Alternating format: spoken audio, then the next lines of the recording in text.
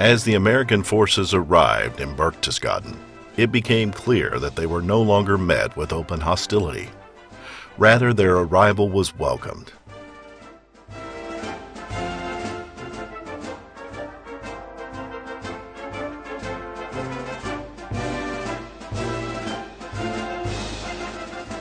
The residents reacted at first with fear, but soon realized they were in no danger.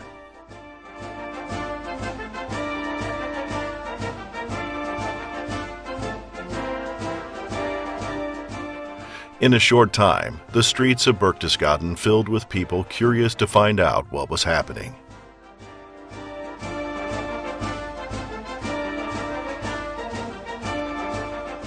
The commander, Colonel Sink, learned from the residents that the Obersalzberg had already been abandoned by the National Socialist regime and that the last SS unit had cleared out of the area.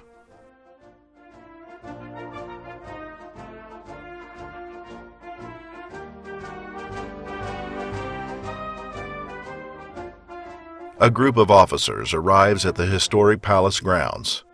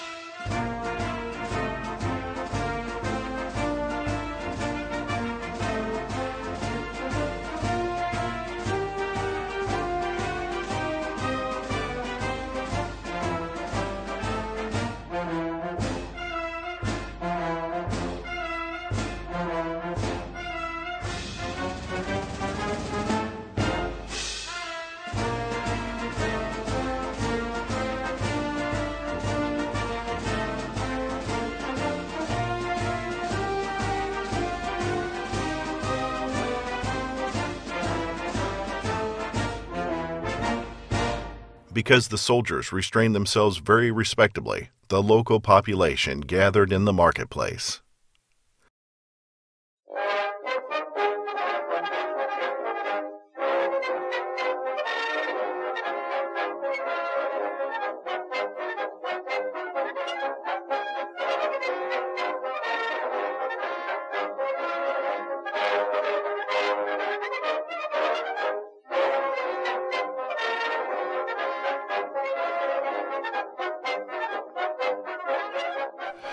Due to the lack of police authority, isolated looting occurred. For this reason, the Americans employed the assistance of about 20 citizens as auxiliary police. Wearing white armbands, these men were easily recognized. A short time later, the first vehicles began the steep ascent on the road to Obersalzberg. The soldiers took the head of the labor group of the Obersalzberg with them as a local guide.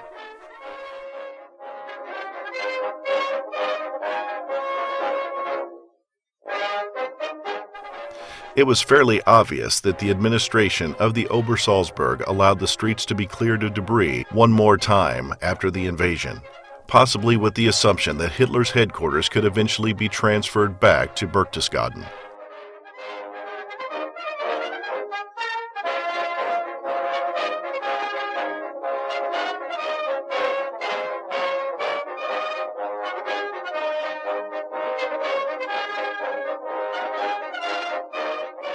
As they arrived at the guardhouse, at the lower end of Hitler's Berghof, they saw the first signs of destruction.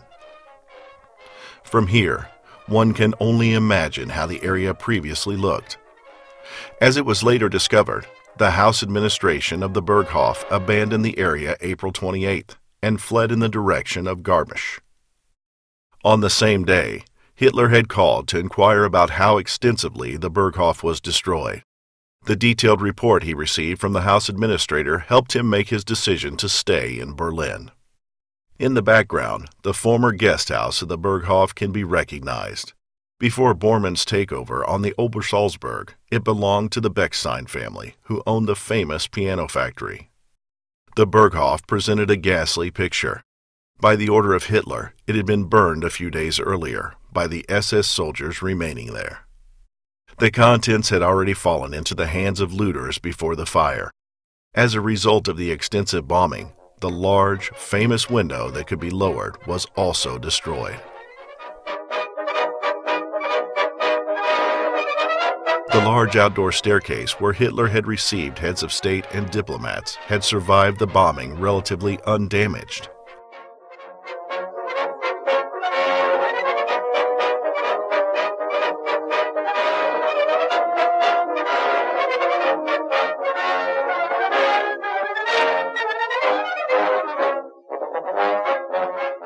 One of the main objectives of the preliminary surveys was, nevertheless, to explore and examine the 1,834-meter-high Eagle's Nest.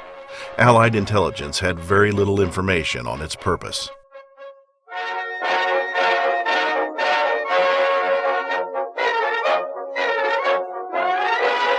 Still, the existence of a subterranean labyrinth has believed to exist under the Pressburg summit from which Hitler gave his last orders.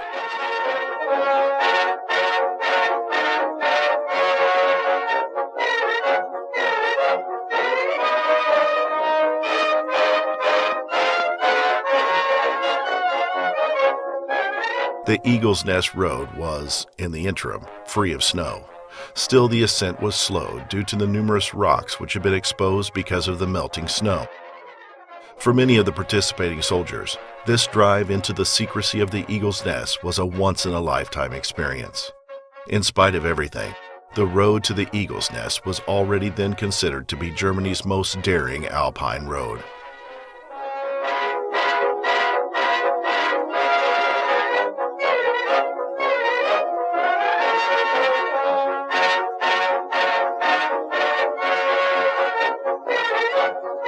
Next, arriving at the top, they found the door to the elevator shaft completely covered with snow. Afterward, the snow had been cleared by German prisoners of war.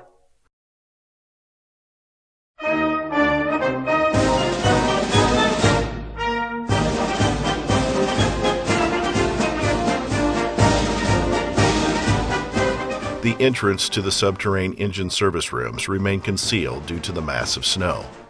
Due to these circumstances, these areas were not destroyed. They remain in their original condition today.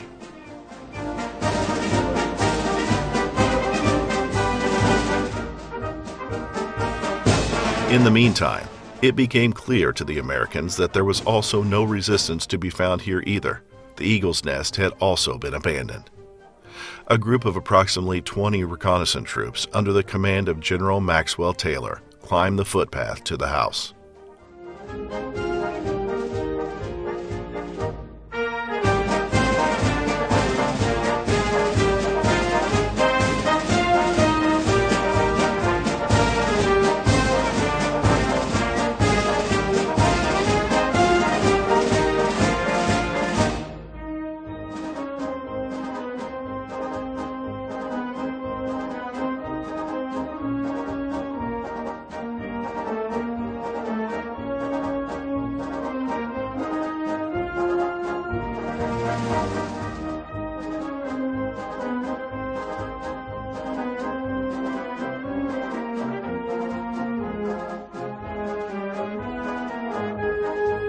As can be clearly seen here, the house had actually not been damaged by the bombing.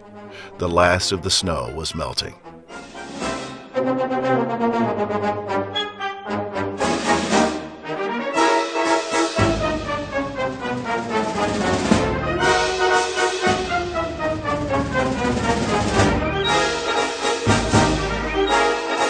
The porchway and the sun terrace, and a familiar lounge chair on which Eva Braun was often photographed. Of particular interest was that the inside of the house was untouched by looters. In all likelihood, the inaccessible location can be credited with preventing the looting here.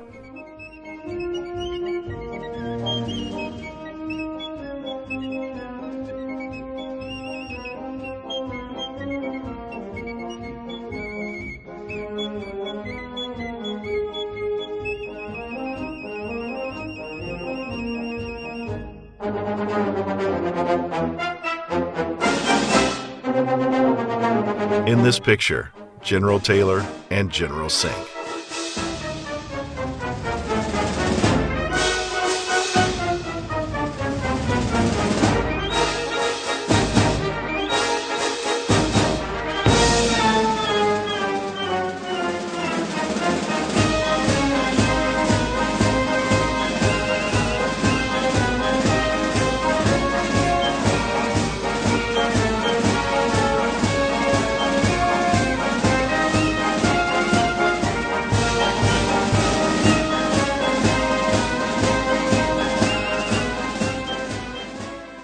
The Schertz-Kehlzimmer, which is known as the Eva Braun Room, was a favorite of Eva's. It was there that she hosted numerous receptions so that relatives and friends could enjoy the magnificent view.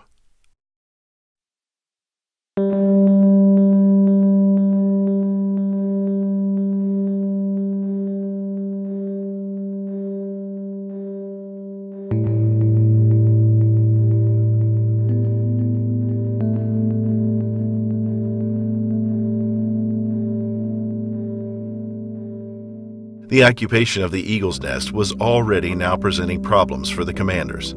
The entire contents of the Eagle's Nest was plundered within a few weeks by the American soldiers. General Taylor ordered an around-the-clock guard of the Eagle's Nest. He assigned Colonel Harper to carry out this order. On May 10th, the general wrote in his diary, "But Harper could not get the upper hand on the increasing looting.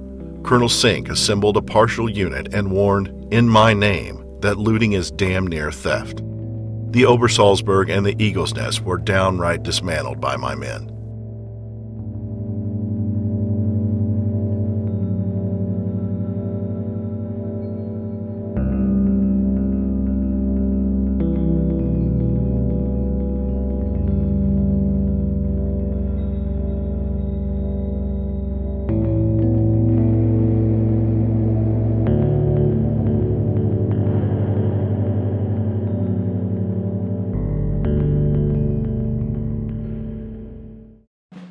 Meanwhile, Berchtesgaden was extensively occupied by the American Army. The surrounding hotels were used to house hundreds of soldiers. In this region, the Allied coalition had discovered that the scenic mountains provided an ideal R&R area following the grueling frontline effort.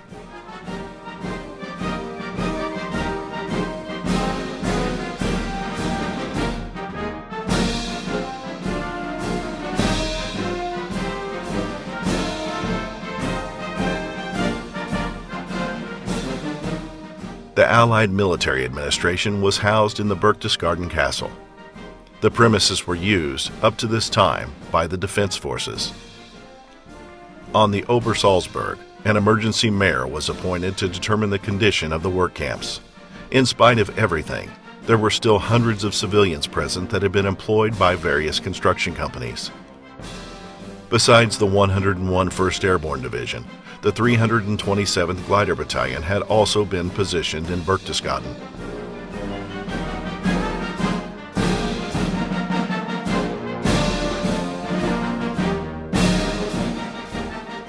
On May 15, 1945, a U.S. military aircraft landed at Einring, the airfield near Berchtesgaden.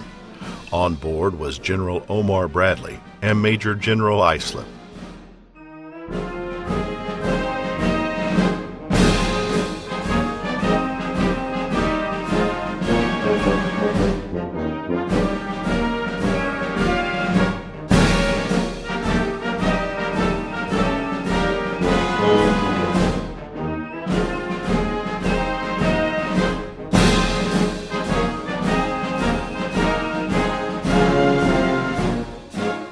General Taylor greets the group in Hitler's Mercedes and continues to drive to Stanggasse, near Berchtesgaden, where in 1936 a Second Reich's chancellery had been built.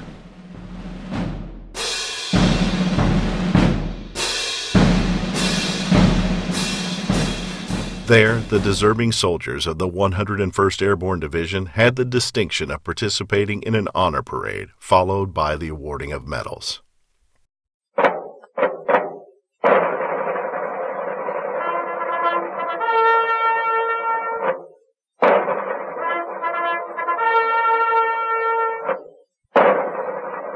In front of the residence of General Keitel, Bradley greets the unit.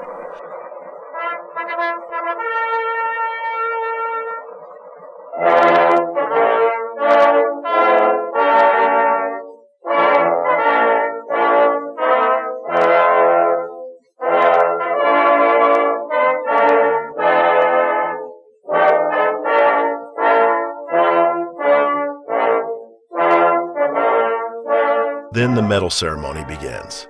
Besides the Silver Star, higher honors like the Legion of Merit were also awarded.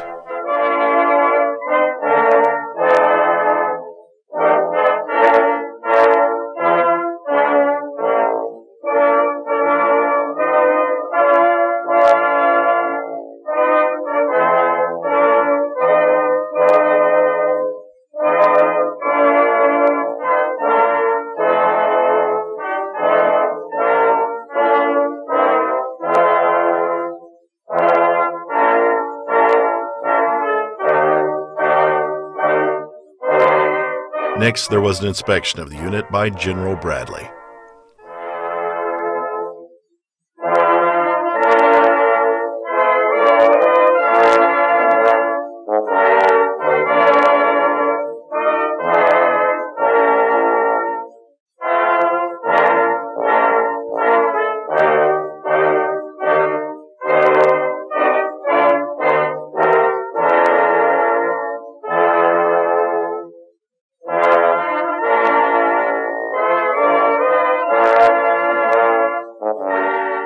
After the medal ceremony, the drive to the Obersalzberg continued. The first stop on the journey was the Platterhof. The former hotel served as an R&R military hospital in the last years of the war and remained relatively protected from the bombings in comparison to the other buildings.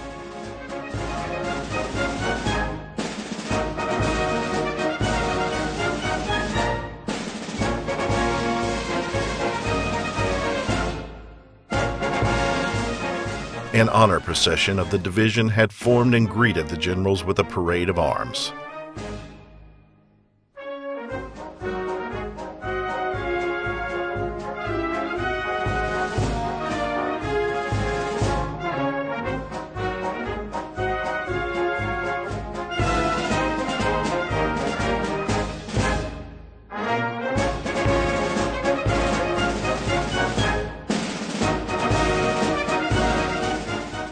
Subsequently, the group proceeded to an extensive parade. On the way, they went by the ruins of the official motor pool. Here it becomes clear that the bombing attack had not missed its target. Even isolated clouds of smoke can still be seen in the background.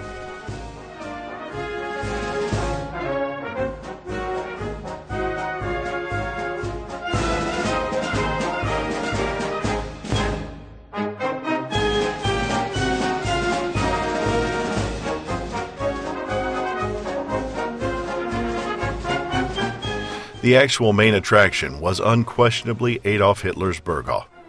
Here, the American soldiers had already previously discovered items that remained spared from the bombing and the subsequent fire.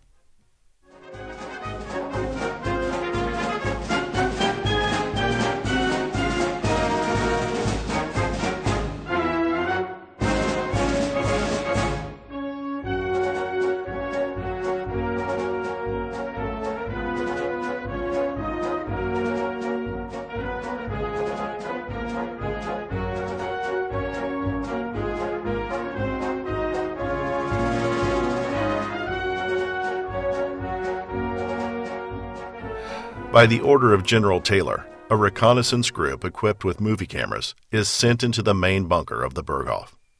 Even then, the following pictures were compiled with the intention to provide a historical record.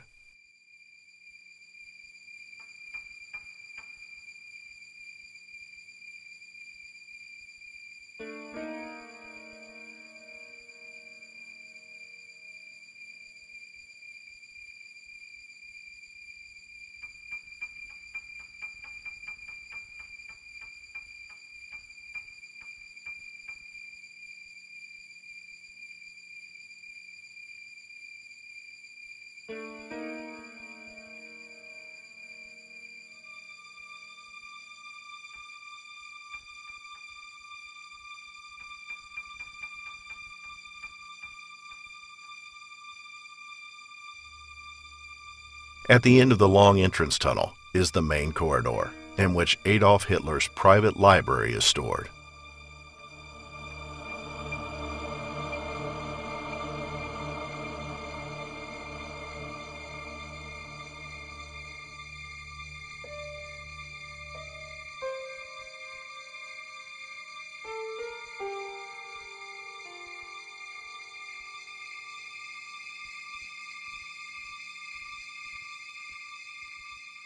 From there, another tunnel connects to the private areas of Adolf Hitler and Eva Braun.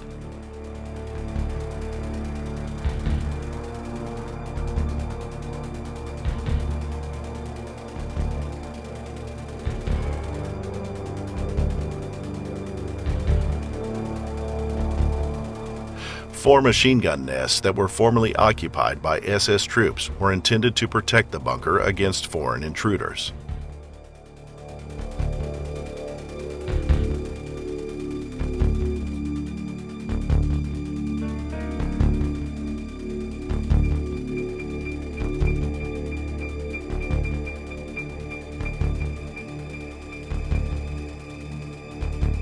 The air ventilation shafts for the room of the bunker were protected against gas attacks through an airlock system.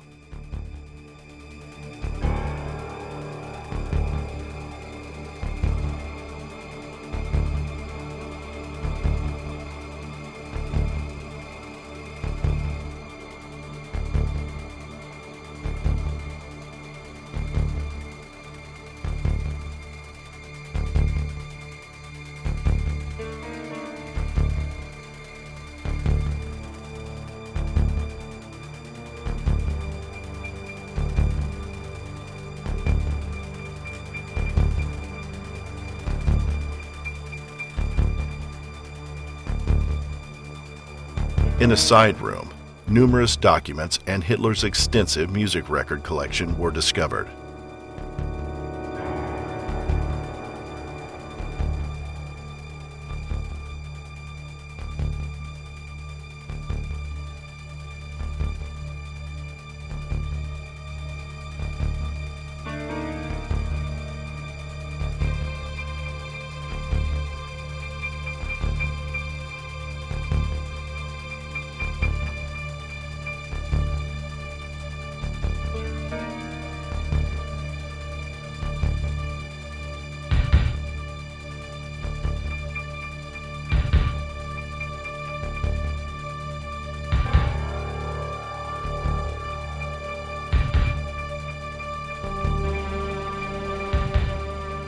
Next to this area is located the private room of Eva Braun.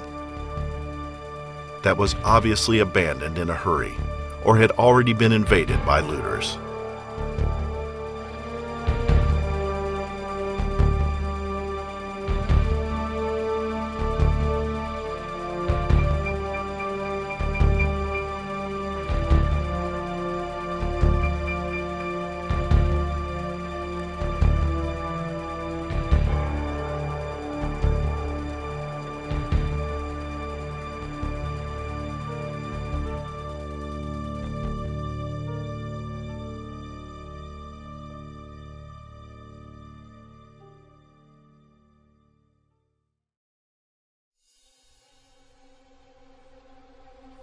Surprisingly, even Adolf Hitler's well-known private collection of valuable art was stored here.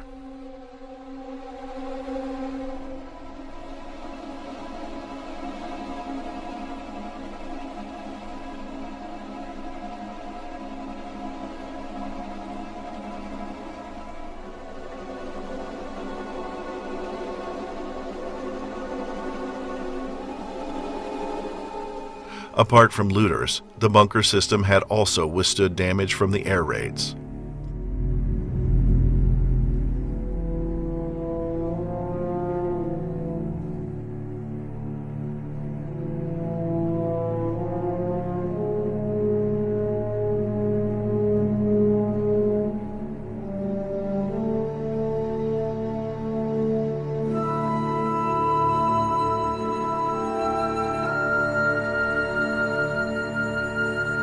The Berchtesgaden Hof was opened in 1941 as a luxury hotel owned by the Nazi Party. Throughout the last years of the war, numerous high-ranking political and military figures stayed there for the purpose of being readily available to attend important meetings on the Obersalzberg. Shortly after the invasion, the U.S. directed troops to be headquartered there. On May 10, 1945, the preparations for a historical meeting were taking place.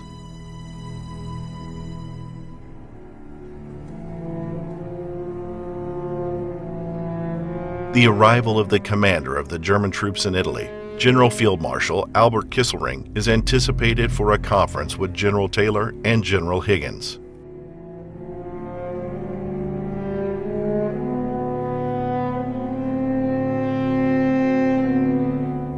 After a delay, General Kesselring's car arrives. The general was at this time an American prisoner of war and was constantly guarded by U.S. soldiers. After talks in the Crystal Hall of the hotel, the conversation, the content of which are no longer precisely confirmable today, moves on to the large terrace.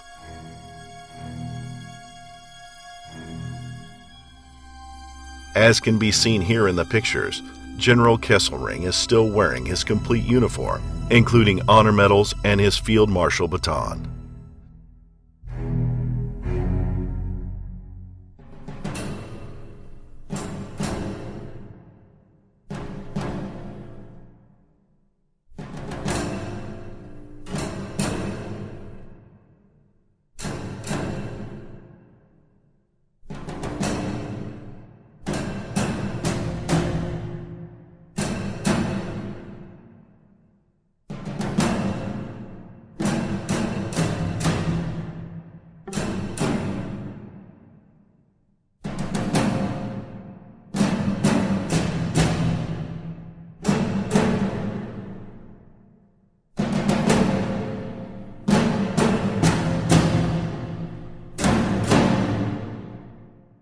In the following weeks and months, the Obersalzberg became more and more of a sightseeing attraction for many Allied politicians.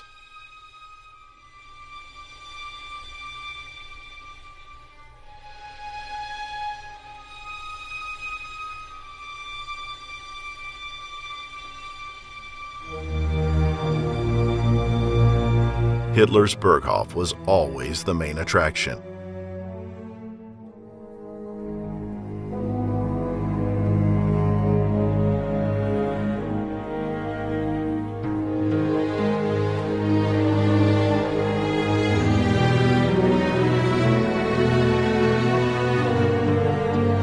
These pictures document a visit by a delegation of American senators. Among the guests are Senator Burton Wheeler, Senator Albert Hawks, Senator Homer Capehart, and Senator Ernest McFarland.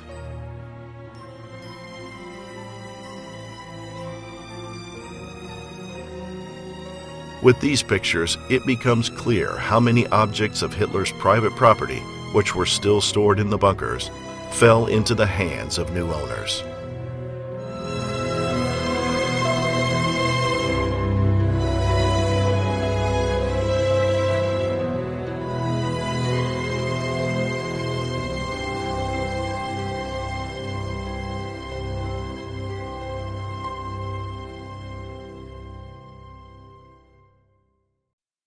Up until 1948, the Obersalzberg remained in the hands of the occupational forces. On April 13, 1952, the Bavarian government blew up the ruins of the Berghof as well as the houses of Bormann and Göring. Since that time, some changes have taken place. However, only a few scenes from this documentary still exist today.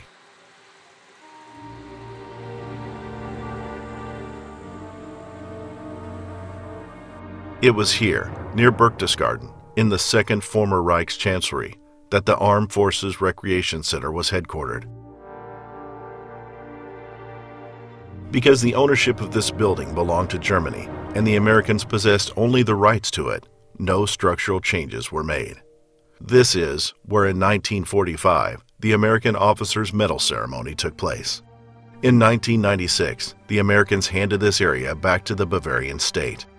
In 1999, a private group of investors, including the original owner, had the opportunity to buy the land and the buildings back from the German government. Along with the return of the properties, many parts of the original inventory were also returned. The former Reich Chancellery has been carefully renovated, and the new owner has taken great care to restore it to its original state. There are numerous rental apartments in the building, and the former conference hall can be rented for special events. The Berchtesgaden Hof also belonged to the Armed Forces Recreation Center facilities and was used for high-ranking military personnel and their dependents. Between 1991 and 1995, the hotel was used by veterans of the Persian Gulf War. Just in 1991 alone, 20,000 military personnel and dependents were allowed to spend a one-week vacation here. In 1996, this hotel was also returned to the German government and was demolished in June 2006.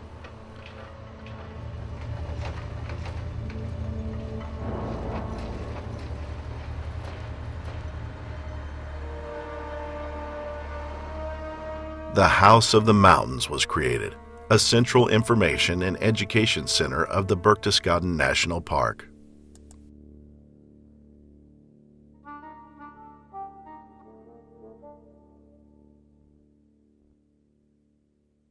After the bombings in 1945, the building stood empty for many years. Beginning in 1951, the American occupational forces decided to restore the once luxurious hotel into its former condition. This renovation also brought the renaming of the hotel. The original name, Platterhof, had been in use since the 1930s and remained throughout the extensive transformation of Reichsleiter Martin Bormann. After the Americans handed the properties on the Obersalzberg back to the German government, most of the buildings were demolished in 1999 and 2000. The former Skyline Room is used again as a restaurant. The heritage-protected external staircase connects the documentation center with one of the visitors' parking spaces. The new bus departure point to the Eagle's Nest was built below the parking lot. Many decades have passed on the Obersalzberg, and the once peaceful area of the 20s can never return to its former isolation because of its worldwide touristic appeal.